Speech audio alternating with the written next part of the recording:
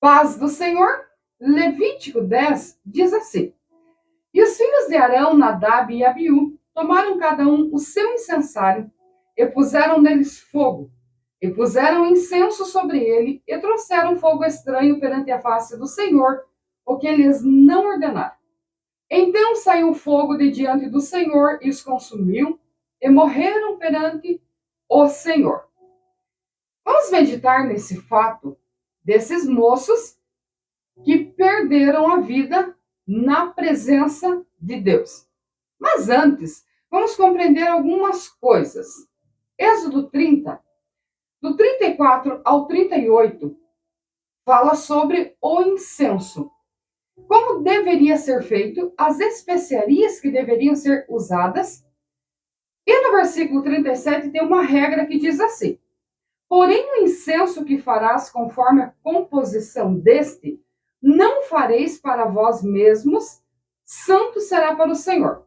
O homem que fizer tal com este para cheirar, será extirpado de seu povo. Em primeiro lugar, dentre tantas regras, vamos falar do incenso e do fogo.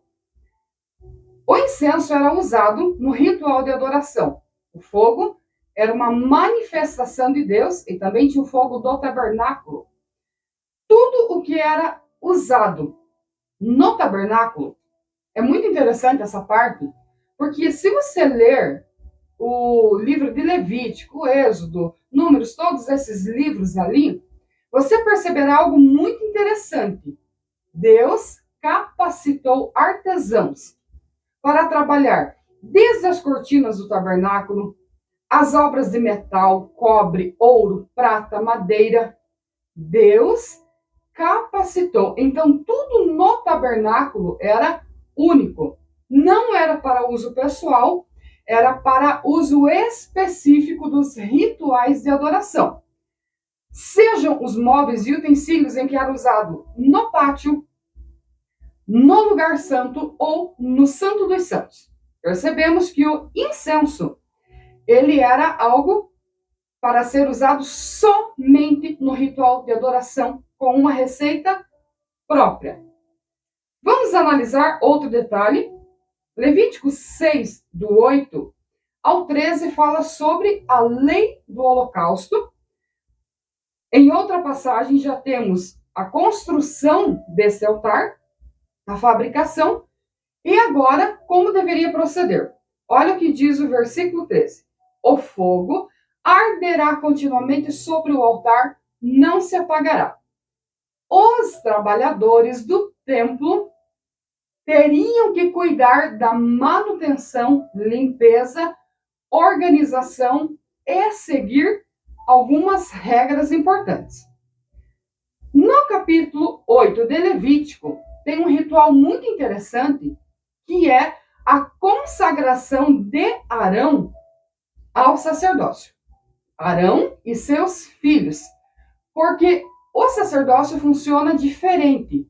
É uma família, é um clã. Deus escolheu uma pessoa e seus descendentes, então, fariam parte do que é chamado de sacerdócio levítico. Nesse caso, nós temos Arão.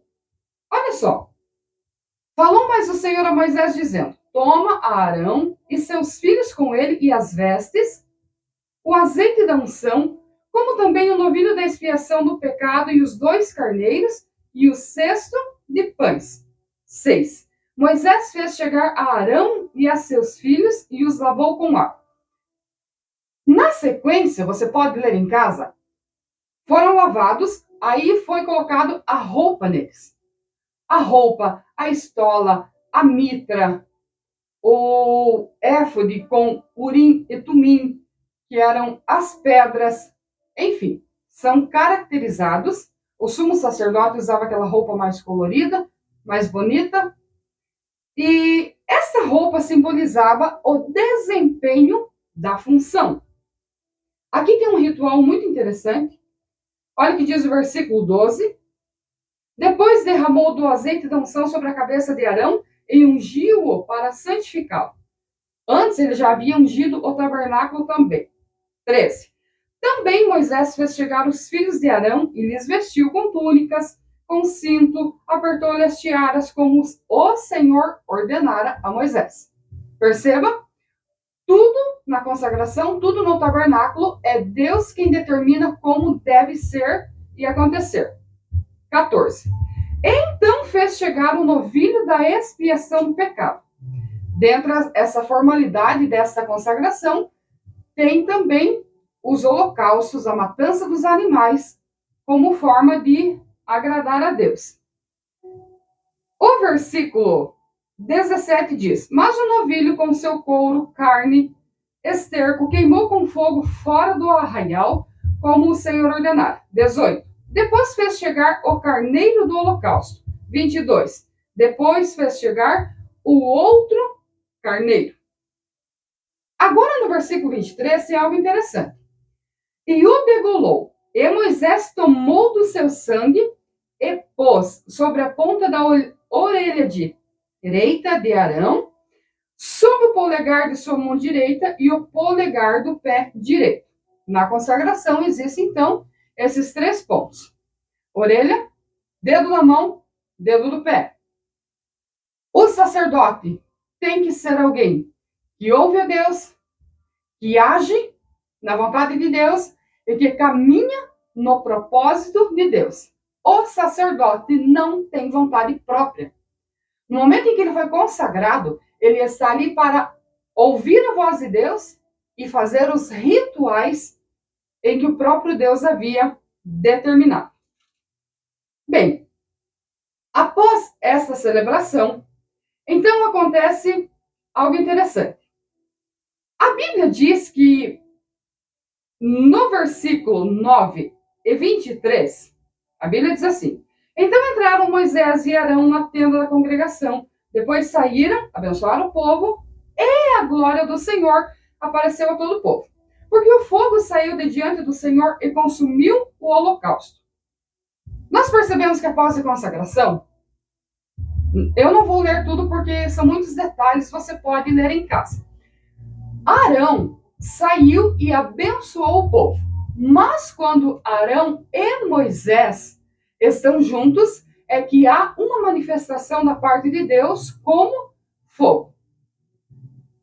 Alguns teólogos e historiadores dizem o seguinte, que profetismo e o sacerdócio, 2 coisas deveriam andar juntas. O profeta tem a função de receber a mensagem de Deus e transmitir ao povo. E o sacerdote faz as ofertas do povo para que Deus receba. Essas 2 coisas deveriam andar juntas. Chegamos agora no capítulo 10, onde Nadab e Abiú oferecem o fogo. Já entendemos que o fogo deveria arder continuamente sobre o altar. Eles deveriam cuidar da manutenção e limpeza. O que esses moços fazem aqui? Vamos reler. Nadab e Abiú tomaram cada um o seu incensário. Receita própria. Com qual objetivo? Adoração. Puseram neles fogo e puseram incenso sobre ele. E trouxeram fogo estranho perante a face do Senhor, que o Senhor não ordenara. Deus não determinou que este ato fosse feito. Alguns teólogos acreditam que estes moços tentaram mostrar para o povo que eles poderiam produzir fogo, já que quando Moisés e Arão abençoaram o povo, houve uma manifestação com fogo. Nesse momento, a Bíblia diz assim: Então saiu fogo de diante do Senhor e os consumiu, e morreram perante o Senhor. O que nós aprendemos aqui? Na sequência, você percebe que Arão e seus outros filhos foram proibidos de sair do lugar santo, foram proibidos de chorar. Ora, mas era filho. Mas estas mortes não foram fatalidade ou casualidade. Estas mortes foram provocadas por esses 2 moços que desrespeitaram as regras. Vamos aprender uma lição importante. A gente não pode se acostumar com o sagrado e agir no piloto automático ou agir com intenções e vontades próprias. Qual é a diferença Vamos fazer um paralelo agora do judaísmo para o cristianismo. No judaísmo, você percebeu que passava o ofício de pai para filho. No cristianismo, não. A pessoa tem que ter chamada, experiência com Deus e cumprir o seu ministério. No judaísmo, você percebe um ritual diferente na questão litúrgica. A nossa liturgia é diferente. Não fazemos oferendas de líquidos, de cereais e nem de carne, nem de animais. A nossa liturgia, a nossa adoração, ela é o coração. Ah, então é mais fácil. Engana-se quem pensa que é mais fácil. Porque a Bíblia diz que Deus esquadrinha os corações, ele conhece a mente, o coração, o desejo, o sentimento e a intenção. Percebe que ser crente não é apenas dizer eu faço parte de tal denominação. Vamos analisar agora outro detalhe.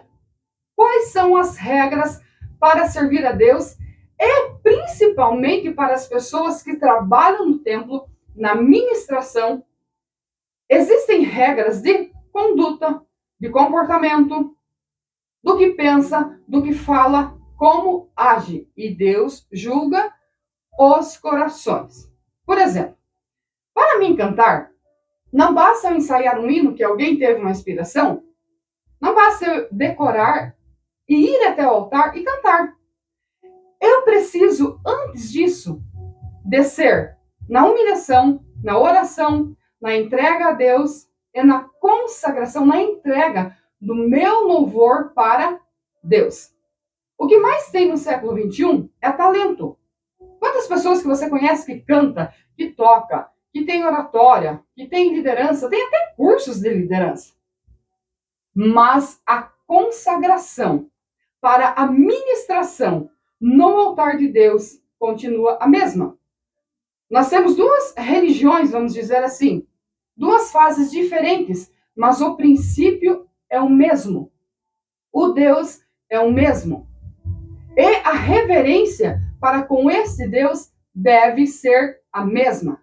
Todas as vezes que eu me dirijo ao altar de Deus para lhe apresentar algo, no meu coração, no altar do coração, já tenho que ter feito essa entrega, já tenho que ter renunciado o pecado. O pecado, ele não vem só em forma de adultério, ele não vem só em forma de morte, de agressividade. Ele vem de uma forma mais sutil. O orgulho que derrubou Lúcifer do seu posto, o orgulho que tem destruído e derrubado muitas pessoas do seu posto, amar mais a posição do que a Deus, porque quando eu amo a Deus, eu suporto as pressões e eu mantenho o foco. Mas quando eu passo a não adorar a Deus, e quando eu passo a adorar a mim mesma, é possível isso? Sim. Quando? Quando eu estou acima da convicção do sagrado. Esses moços pegam um incensário. Ora, eles passaram pelo ritual de consagração, então eles se acham no direito, esquecendo-se das regras que eles tinham para cumprir. E muitas vezes nós, no século XXI, cometemos o mesmo erro. Esquecemos que a consagração do ministério e o culto a Deus continua sendo o mesmo. Há poucos dias houve uma polêmica a respeito de uma pessoa que saiu do meio gospel porque decidiu viver algo relacionado à sua sexualidade. Eu não trato desse assunto como crítica, ele fez bem. Se ele quer viver a sua sexualidade, não continue profanando os altares de Deus.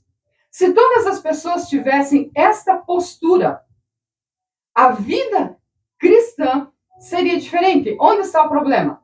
O problema está em achar que Deus não existe. O problema está em achar que a igreja é só um local para a gente se reunir. Não. É o lugar da adoração. A nossa mensagem é cristocêntrica. A nossa mensagem é contra o pecado. A nossa mensagem é a favor da restauração humana. na sua complexidade. Ora, como que a gente pode resolver isso? Pregando. Porque o nosso papel é pregar, é ensinar, é ajudar, é orar. O nosso papel não é fazer a obra interna. Esta obra pertence ao Espírito Santo. Mas a respeito da ministração no altar, sim, não se sobe no altar sem santificação, sem renúncia, sem vencer o Deus interior. Não se engane, não há neutralidade no mundo espiritual. Ou servimos a Deus ou servimos a Satanás. Tem muitas pessoas servindo o inimigo e achando que estão servindo a Deus. Porque este discernimento, ele só vem através da palavra e ele só vem através da oração. Por que as pessoas rejeitam a palavra? Porque ela nos confronta. Até estava lendo uma frase de pessoas que dizem que a Bíblia é invenção humana. Se ela fosse invenção humana, ela iria acariciar o nosso ego. Como ela é a palavra de Deus, ela vem contra as nossas convicções. Cabe a nós o discernimento de aceitar, receber, crer e viver da maneira em que Deus determina, ou fazer o que o nosso coração deseja. Nadab e Abiú são o exemplo de quem fez o que o seu coração determinou. Ora, eles já viviam no tabernáculo, foram consagrados. Aos olhos humanos, eles estavam em evidência dentre os demais. Aos olhos de Deus, eles eram apenas trabalhadores que deveriam cumprir os seus papéis com excelência. E eu encerro dizendo para você, você tem um chamado da parte de Deus? Eu creio. Muitas pessoas têm um chamado, mas a maneira com que você vai proceder com o sagrado é o que vai diferenciar se você terá sucesso ministerial. E quando eu falo em sucesso, eu falo em descer na oração, em caminhar com Jesus, porque há fases da nossa vida que, se não for Ele nos guiar, nós não suportamos. Nós não vencemos nem a tentação, que é interior, e nem as provações que vêm de fora. Mas se andarmos com Ele, se respeitarmos o seu nome, se não negarmos o seu nome, e proceder, sim, com integridade até o fim. Eu encerro com o Novo Testamento e com as palavras de Paulo, dizendo: combati o bom combate, acabei a carreira, guardei a fé. É preciso guardar a fé em todos os momentos, inclusive quando Satanás nos tenta no orgulho para nos destruir. Busque ao Senhor. Não se contente com um pouco que você sabe ou com um pouco que eu sei. Busque mais, se entregue mais, obedeça mais. Porque Deus conhece os que são seus e aqueles que têm reverência com a sua obra e com aquilo que é santo. Que Deus te abençoe, em nome de Jesus.